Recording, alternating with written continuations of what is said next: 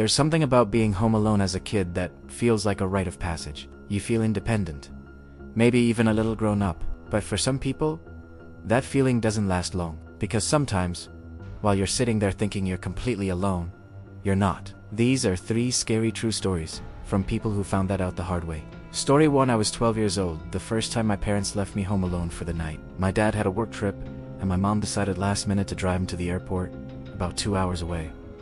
She said she'd be back by midnight. She left me a frozen pizza, her phone number written on a sticky note even though I had it memorized, and strict instructions not to open the door for anyone.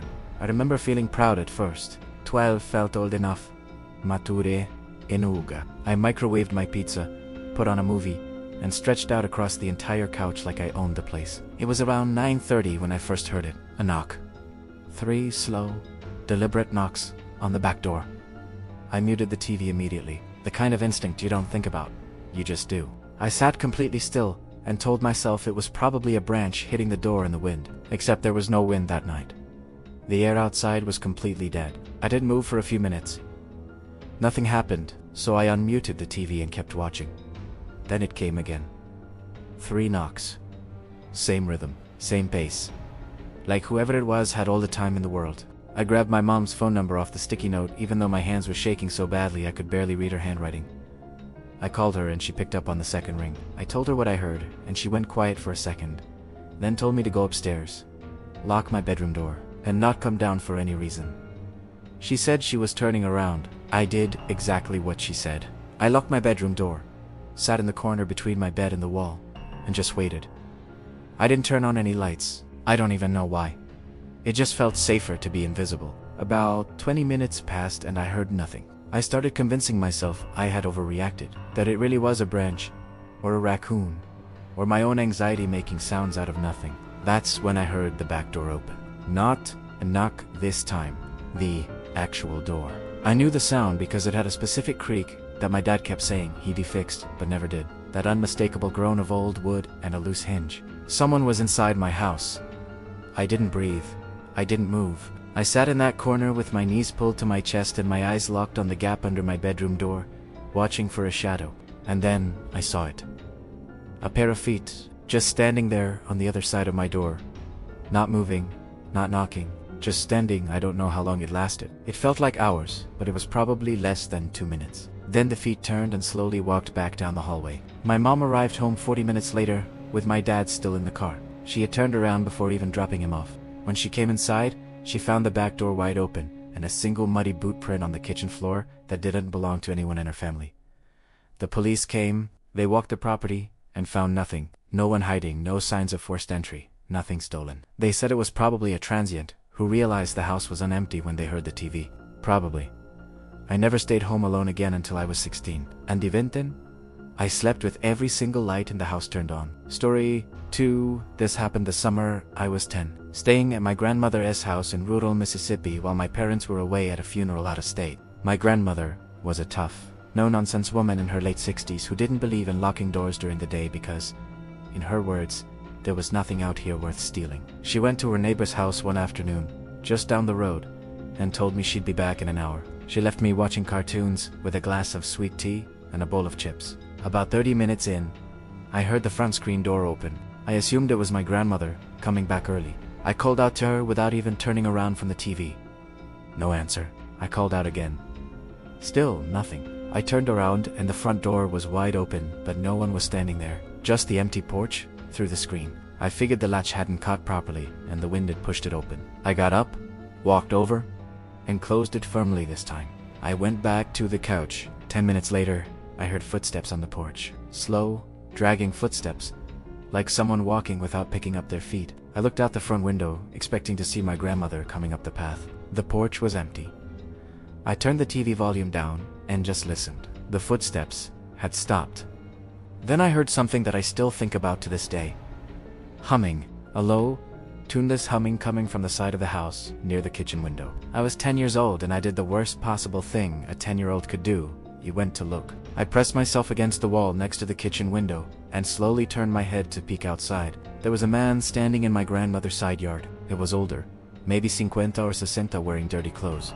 And he was just standing there, staring at the back of the property. Not moving, not doing anything, just standing and humming to himself. I dropped below the window and crawled on my hands and knees across the kitchen floor until I reached the hallway. I grabbed the phone off the wall and called my grandmother at the neighbor's house. She answered, and I told her in the quietest voice I could manage that there was a man outside. She was back in less than 5 minutes. By the time she pulled up the driveway, the man was gone. She called the sheriff, and 2 deputies came out and searched the property. They found footprints in the mud along the side of the house and around the back. The trail went right up to each window and then looped back around to the road. He had walked the full perimeter of that house. Every single window. The deputies said he was likely a drifter passing through, and probably meant no harm. My grandmother thanked them politely, and then the second their car left the driveway, she locked every door and window in that house for the first time in years. She never told me what she really thought about it, but she never left me alone there again either. I was 14 the summer this happened. My parents both worked long shifts on Saturdays, and my older brother had just left for college. So from June through August, I had every Saturday completely to myself, from 7 in the morning until around 6 at night. At first, it was a dream come true. Seriously, what teenager wouldn't love that? I'd sleep in until noon, eat an entire box of cereal for breakfast, and spend hours gaming without anyone telling me to go outside.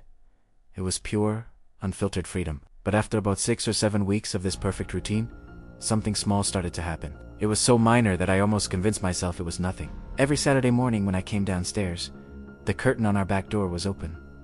Not wide open, just a little crack, a few inches, enough to peek through. Now, I was absolutely certain I had closed it the night before. I was always meticulous about it. Our living room faced the backyard, and the idea of being in a lit room at night, visible to anyone outside, had always given me the creeps, even before any of this started. So, I started to every single Friday night before bed. I'd walk over, pull the curtain shut, and then pull it again, just to be sure. And yet, every Saturday morning, like clockwork, it was open again. Just that same little gap. I told myself I was just being forgetful, maybe a little spacey. I thought, maybe I'm closing it in my head, but not actually doing it. To prove I wasn't losing my mind, I started leaving myself a note on the kitchen counter every Friday night, in my own handwriting, big block letters. Curtain closed, checked. I'd place it right where I'd see it first thing in the morning. And sure enough, the next day, there was the note. And there was the open curtain. I kept this to myself. I didn't tell my parents. I was worried they'd think I was being paranoid or making things up. The last thing I wanted was to lose my precious Saturdays of freedom. I thought, if they get worried, they'll hire a sitter or make me go to a relative's house. So, I just kept closing the curtain every morning, trying my best to push the growing unease to the back of my mind. It's nothing, I'd tell myself. It's just a weird quirk of the house. Then came that one Saturday in late July.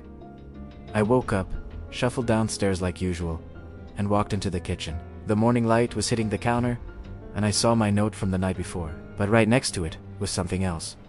Something that made the blood drain from my face. It was one of my colored pencils. A bright green one, from the set I kept in a cup on my desk, upstairs in my bedroom. I hadn't brought it downstairs. I was certain of that with a kind of clarity you only feel a few times in your life. I hadn't even used my colored pencils in weeks. They just sat on my desk, untouched, and there it was, lying on the kitchen counter as if someone had placed it there intentionally. I just stood there for what felt like an eternity, staring at that stupid green pencil.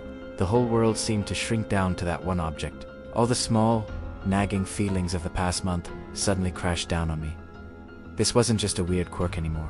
This was real. My hands were shaking, but I managed to grab the phone and call my mom at work. I tried to explain, my voice trembling. I probably sounded hysterical, but she heard the panic in my voice. She told me she was on her way and to lock myself in the bathroom until she got there. She was home in less than an hour, and my dad arrived soon after. They searched the entire house, top to bottom, every closet, under every bed, in the attic, the basement. They found nothing. No one was hiding. Nothing was missing. No broken windows, no forced locks, no sign of how anyone could have possibly gotten in. It was my dad who finally found it. He was checking the back door. The one with the curtain. The lock was just a simple turn button on the inside knob, the kind you see in a lot of older houses. He locked it, pulled the door shut, and then he went outside. He took a flathead screwdriver from his toolbox, reached through the tiny gap between the door and the frame, and with a little push, the button popped back up. The door swung right open. It was that easy. Our lock could be picked from the outside, with a basic tool that almost anyone would have. My parents had a proper deadbolt installed that very same afternoon. After that, The curtain never opened on its own again. This Saturday morning mystery was over. But the bigger questions were just beginning. The green pencil on the counter was never explained. We never found out who had been coming into our house. We never knew how many times it had happened, or what they did while they were inside. Were they just watching me? Did they walk through the rooms while I slept upstairs? And that's the part that has never stopped bothering me, all these years later. It's the not knowing. That blank space, where an answer should be, is almost scarier than any monster you could imagine. It's a chilling reminder that sometimes, the things we should be afraid of aren't ghosts or creatures of the night. They're the silent, unseen threats that exploit the smallest flaw in our sense of security. It makes you think about every strange sound you've ever brushed off, every door you forgot to check, every window you left just slightly ajar. So please, be safe out there, and maybe go double check your locks tonight. Thanks for listening.